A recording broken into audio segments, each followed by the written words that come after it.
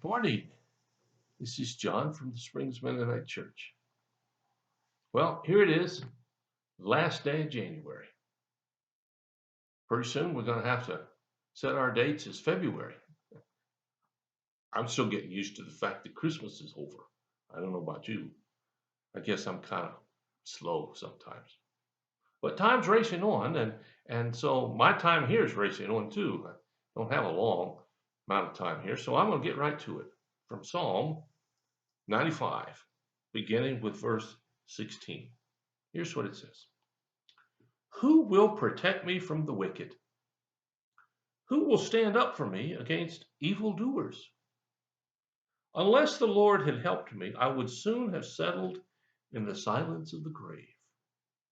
I cried out, I'm slipping, but your unfailing love, O Lord, supported me.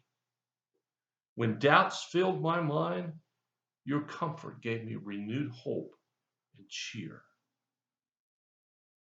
Can unjust leaders claim that God is on their side? Leaders who decrees permit injustice. They gang up against the righteous and condemn the innocent to death. But the Lord is my fortress. My God is the mighty rock where I hide. Okay, psalmist, these few little passages here, it sort of has a up and down movement. Talks about one thing, then he talks about another, and he gets back to what he started with. And so we want to kind of try to follow his order a little bit and see if we can make sense of what he's saying here. Starts out by saying, who will protect me from the wicked? Who will stand up for me against the evildoers? Okay, who are the wicked? Who are the evildoers? Well, that bounces us down to verse 20. Can unjust leaders claim that God is on their side? Leaders whose decrees permit injustice. They gang up against the righteous and condemn the innocent to death. So who's the wicked? Well, it's the unjust leaders. It's the ones that permit injustice. It's the ones that gang up on the righteous and the ones that condemn the innocent to death. Now think about that for a minute.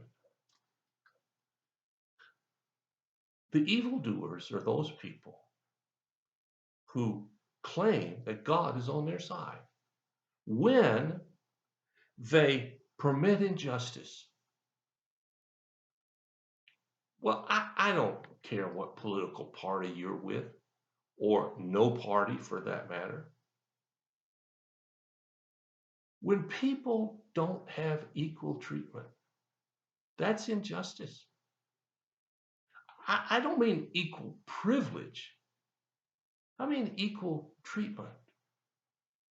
When somebody gets penalized because of who they are, that's wrong. Now, if they get penalized for what they did, that's a whole different ballgame.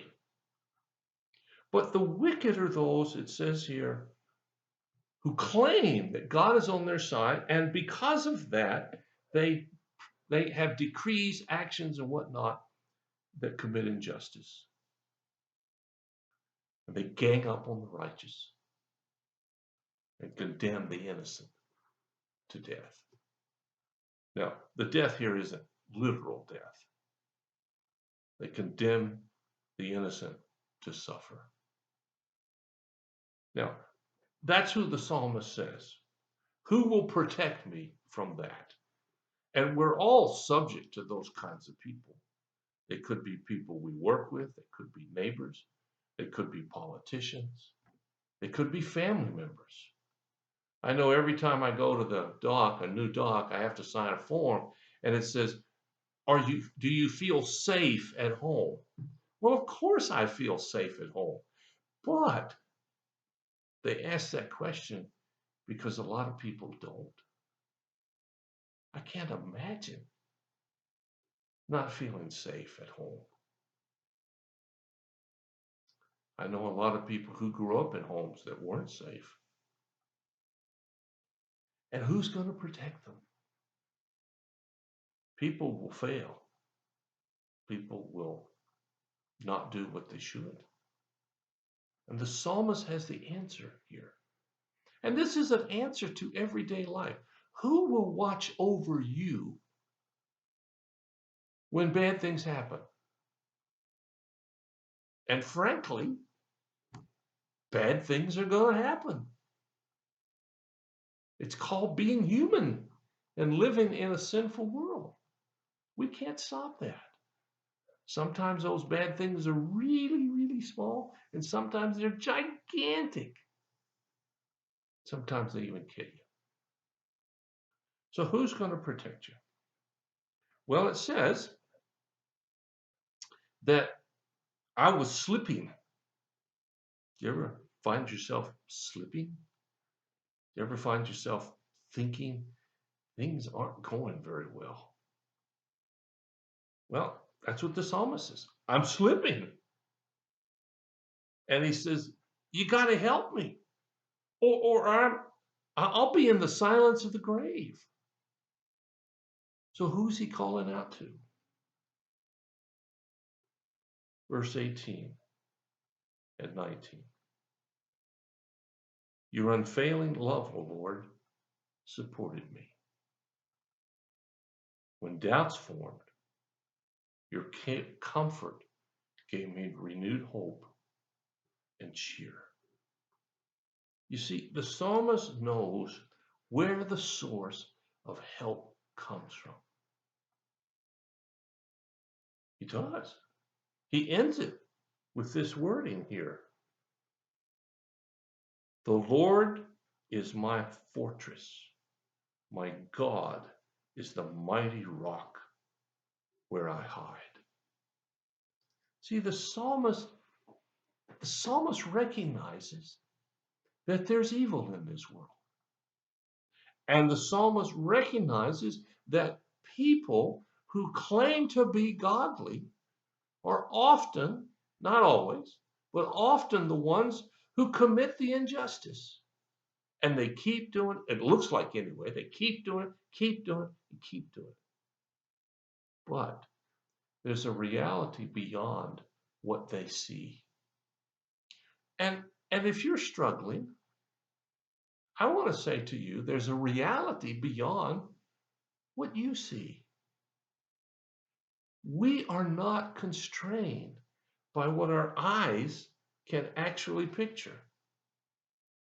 In fact, some people who are blind and see nothing from the outside have incredible notions of beauty that comes from the inside.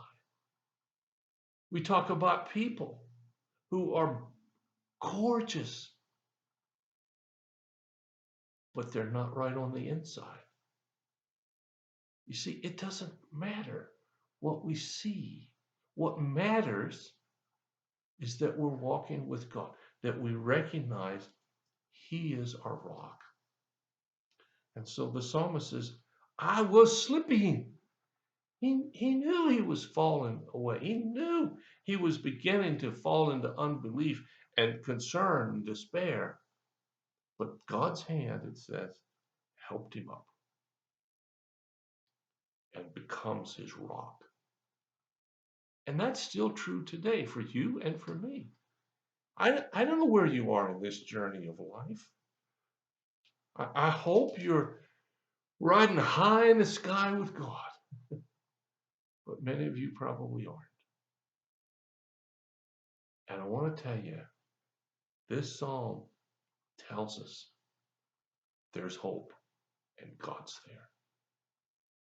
Well, I hope you'll think about that today. Thanks for listening to me. I appreciate you sharing your time. I know you don't have to do that.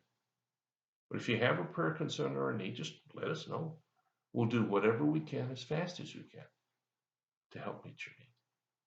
Thanks so much for listening. God bless you. I'll talk to you again.